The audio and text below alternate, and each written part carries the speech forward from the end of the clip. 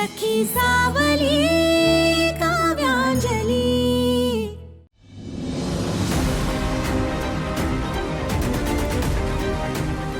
सुजित म्हणत होता साखरपुडा आपण लवकर।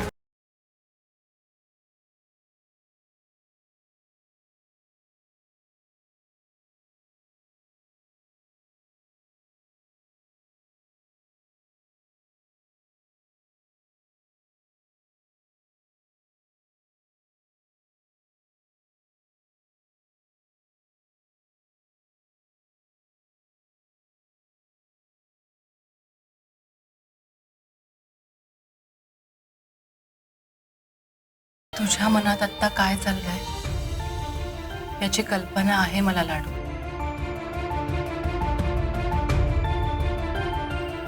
मी प्रीतमचं स्थळ तुझ्यासाठी आणलंय असा गैरसमज झाला ना तुझा। अगं त्या दिवशी मी सुजित बद्दलच बोलत होते, पण तुझ्या मनात वेगळं होतं त्यामुळे तू ते सगळं प्रीतमच्या संदर्भाने घेतलंच बहुतेक। पण त्या दिवशी जेव्हा मी मीनाक्षी काकूंना भेटले तेव्हा त्यांनी मला प्रीतम बद्दल हो म्हणजे बरोबर आहे, आईंना आणि मलाही तसंच वाटत होतं। म्हणजे आमची तशी इच्छा होती की तुझं लग्न प्रीतमशीच व्हावं, तुम्ही दोघं एकमेकांना शोभून दिसाल असं वाटायचं आम्हाला। पण काय काही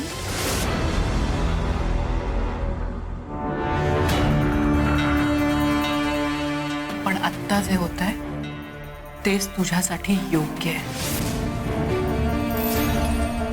का काही तुम्हा दोघींना पण मान्य होतं ना? मग लाडू प्रीतमची तयारी नव्हती, त्याचं तुझ्यावर प्रेम नाहीये।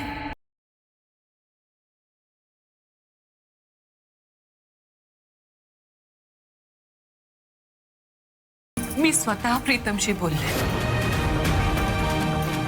अंजली आणि मी आम्ही दोघं खूप चांगले मित्र आहोत। आजवर मी अंजलीकडे कधी त्या नजरेने नाही पाहिलं।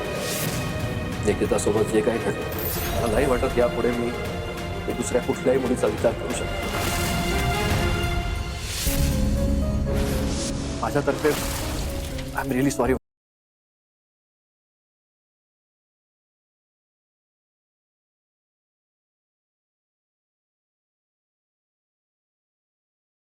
त्याने स्पष्ट सांगितलं मला, निकिताने अचानक जो निर्णय घेतला त्यामुळे त्याला धक्का बसला होता।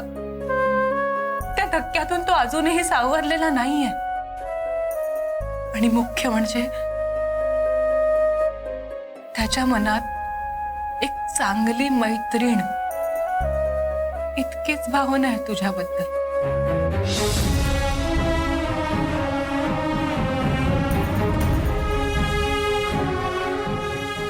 त्या पलीकडे तुझा विचार नाही करू शकत लाडू। काही पण माझं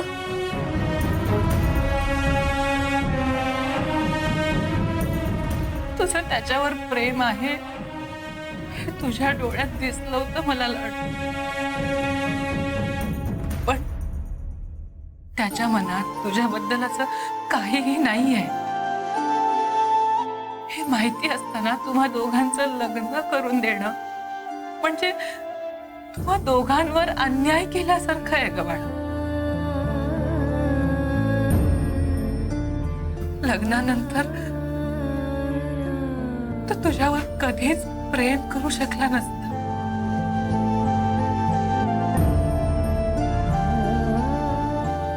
आमचंच बघ ना,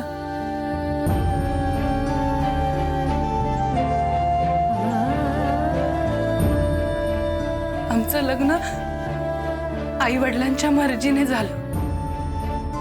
तेव्हा मला असं वाटायचं की लग्न झाल्यानंतर त्यांना मी आवडायला लागेल, कधीतरी माझ्यावर प्रेम करतील। पण मी आजही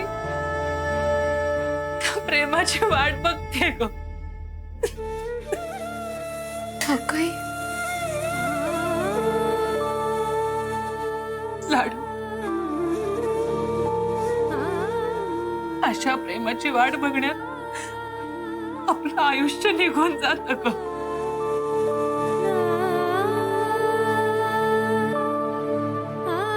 आणि मला तुझ्या बाबतीत ही विषयाची परीक्षा घ्यायची नाही. अगं, निकितामध्ये प्रीतमचं मन गुंतलं होतं. तू विचार कर, तुमचं लग्न झालं आणि निकिता त्याच्या आयुष्यात परत आली तर? नाही, म्हणजे प्रीतम चांगला मुलगा आहे, तो तिचा पुन्हा स्वीकार करणार नाही, पण तो सुद्धा तळमळत राहील ग. आणि त्याचा तुलाही खूप त्रास होईल. कळत न कळत तू त्याच्या दुःखाचं कारण होशील. आणि तुला हवं असलेलं प्रेम त्याच्याकडून तुला कधीच मिळणार नाही. आणि हे असं व्हायला नको आहे मला.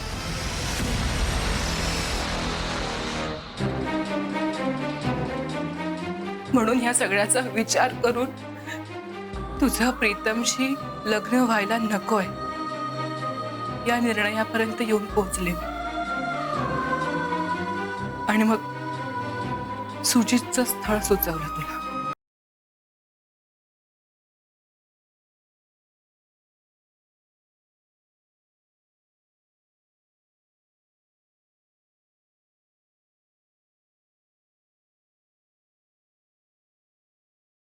लाडू, हे बघ, आपल्या मनात असलेल्या व्यक्तीला विसरणं सोपं नसतं ह्याची कल्पना आहे मला.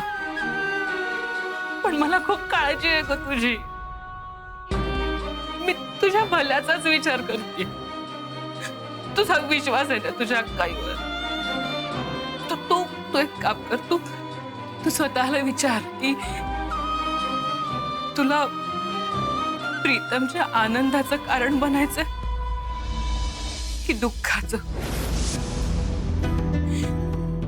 तू त्याला आत्ता मिळवशील, पण तुझ्यामुळे त्याच्या आयुष्यातला आनंद कायमचा निघून गेला तर चालेल का तुला? पण तरीही मी तुझ्या विरोधात जाणार नाही. तू या सगळ्याचा नीट विचार कर आणि मग ठरव. तू जो निर्णय घेशील तो मला मान्य असेल.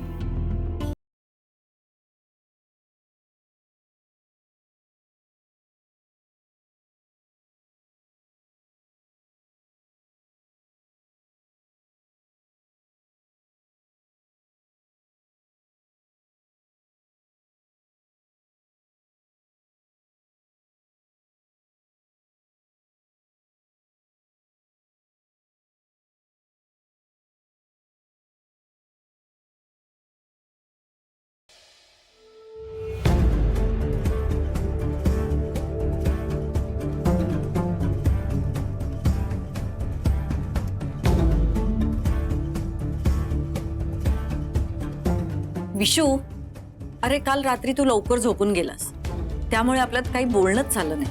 कशाबद्दल? काल सुजित आणि अंजलीच्या लग्नाची बोलणी झाली.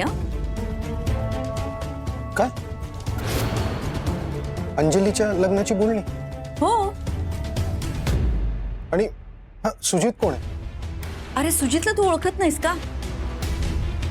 तो अंजलीला हॉस्पिटलमध्ये ब्लड अरेंज करून दिलं होतं. त्या दिवशी आला होता बघ, गणपती दिवशी आपल्याकडे. हा तो.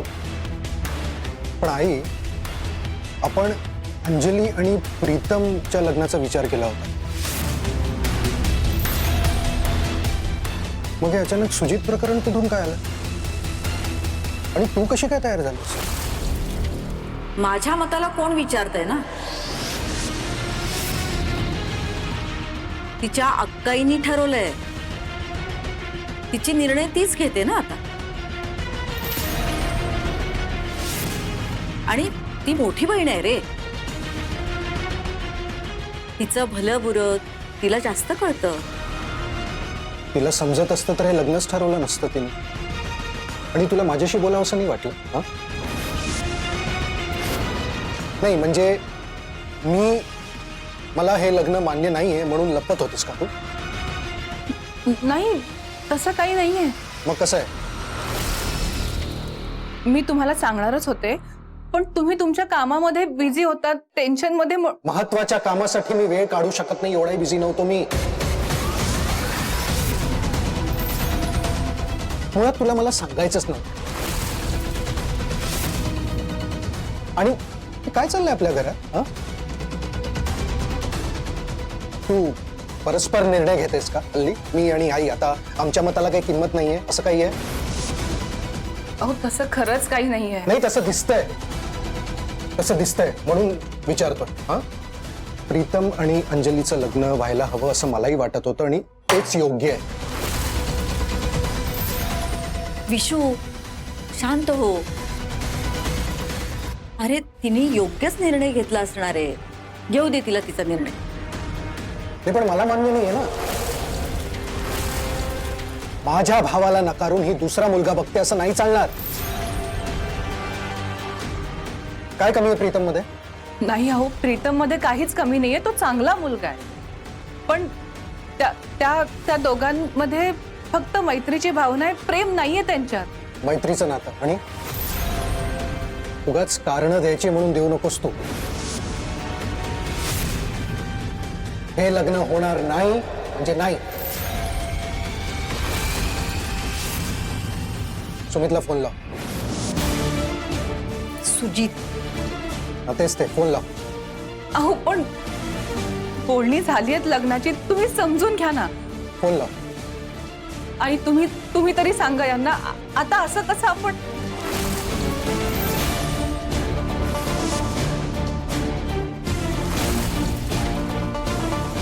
करते.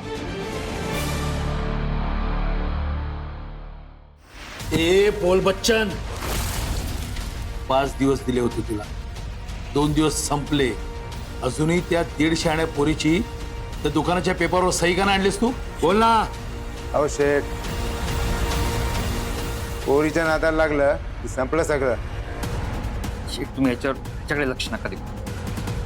हे बघा, माझा विश्वास ठेवा, मी याच कामाच्या मागे लागलो. आमची लग्नाची बोलणी झाली, एंगेजमेंटचं पण ठरलं. अड्ड्यात गेली तुझी एंगेजमेंट. पेपरवर सह्या कधी आणतोस ते बोल. जर डोकं फिरलं ना तर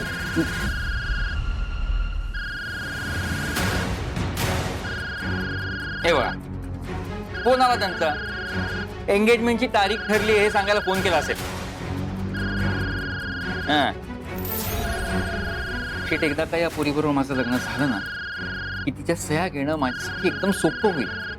तिला डाऊट पण येणार नाही आपल्यावर. ए पण स्पीकरवर ठेव. हा, काव्यताई बोला. सुजित, विश्वजित बोलतोय. काव्याचा नवरा. काल अंजली आणि तुमच्या लग्नाची बोलणी झाली, ती विसरून जा.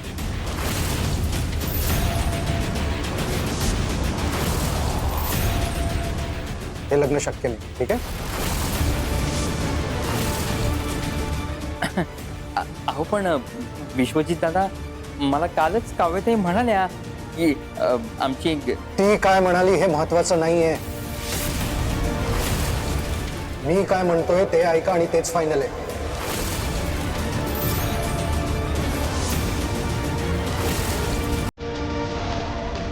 हे लग्न होणार नाही म्हणजे नाही.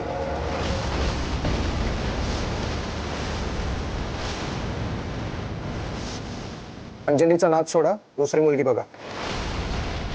नाही, ऐकून. हॅलो,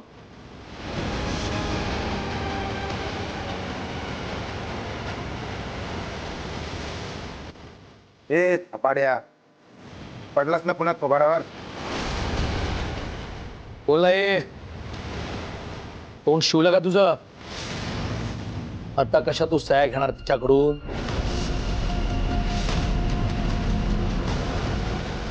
शेठ, आपली जुबान आहे, त्या पोरीच्या सह्या मीच आणणार. फक्त थोडा विश्वास ठेवा माझ्यावर.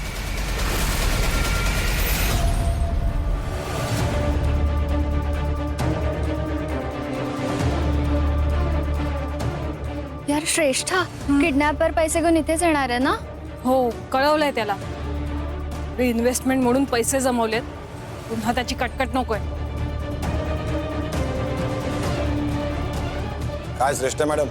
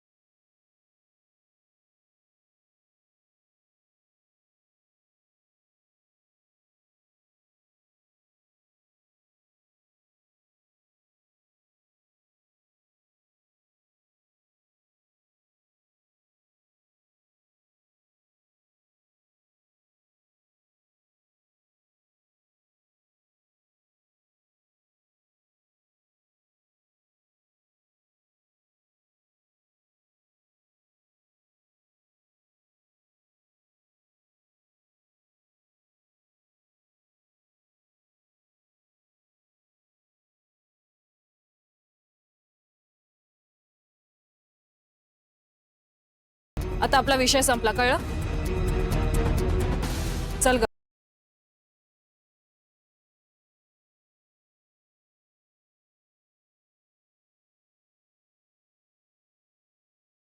श्रेष्ठा मॅडम, पैशांचा विषय आमच्यासाठी कधीच संपत नसतो.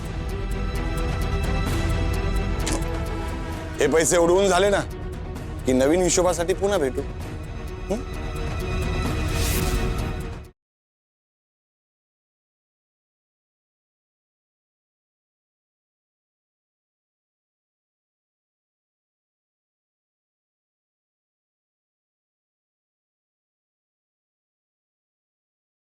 हाय अंजली.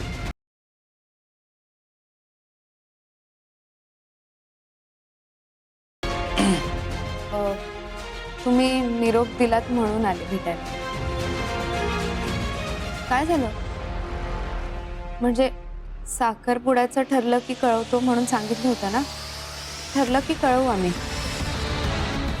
ठरलं की कळवू म्हणजे विश्वजितने जे सांगितलं ते हिला अजून माहितीच नाही वाटतं. तिच्यासमोर माझी इमेज चांगलीच ठेवायला हवी, तरच मला पुढे फायदा होईल. ॲक्च्युली मला थोडं बोलायचं होतं तुमच्याशी. हां बोला. म्हणजे मी काल तुमच्या घरी जेव्हा लग्नाची बोलणी करायला आलो तेव्हा तुम्ही खूप टेन्शनमध्ये दिसला. काय झालं? काही प्रॉब्लेम आहे? तुम्हाला कोणी या लग्नासाठी फोर्स करत नाही का तुमच्या मनात दुसरंच कोणीतरी? नाही, तसं असेल तर मला सांगा, मी स्वतःहून माघार घेईन. नाही, असं काही नाही आहे. नक्की ना? ओके. माझ्या मनावरचा भार हलका झाला.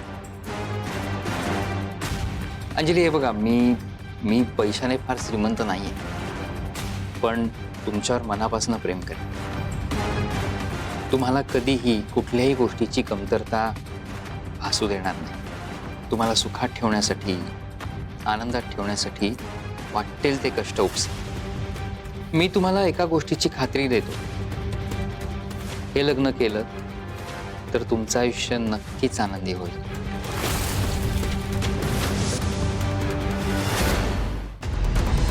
एक्सक्यूज मी सर, एक छोटीशी मदत हवी होती. बोल ना. मी एका NGO साठी काम करतो, तर तिथल्या गोरगरिबांसाठी शिक्षण आणि आरोग्य सेवा पुरवण्यासाठी आम्ही एक प्रोजेक्ट करतोय, तर त्यांच्यासाठी वर्गणी गोळा करतोय. थोडी मदत मिळेल का?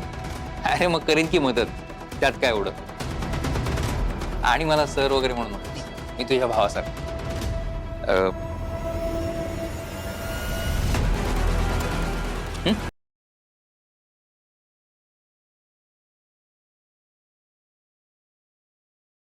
सर ॲक्च्युली ते सही करा आणि नाव पण घ्या.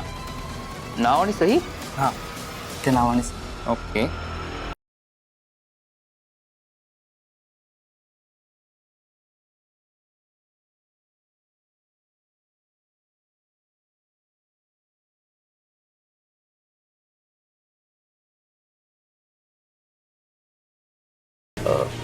ताई, तुम्ही थोडी मदत कराल का, शक्य असेल तर? हो, एक मिनिट.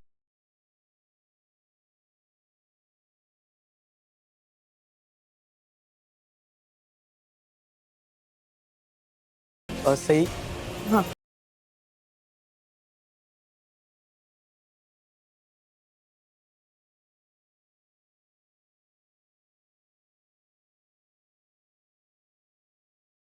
एक सही अंजली, मग तुझं दुकान आमच्या शेडच्या ताब्यात. सगळं टेन्शनच संपून जाईल माझं. कर पटकन.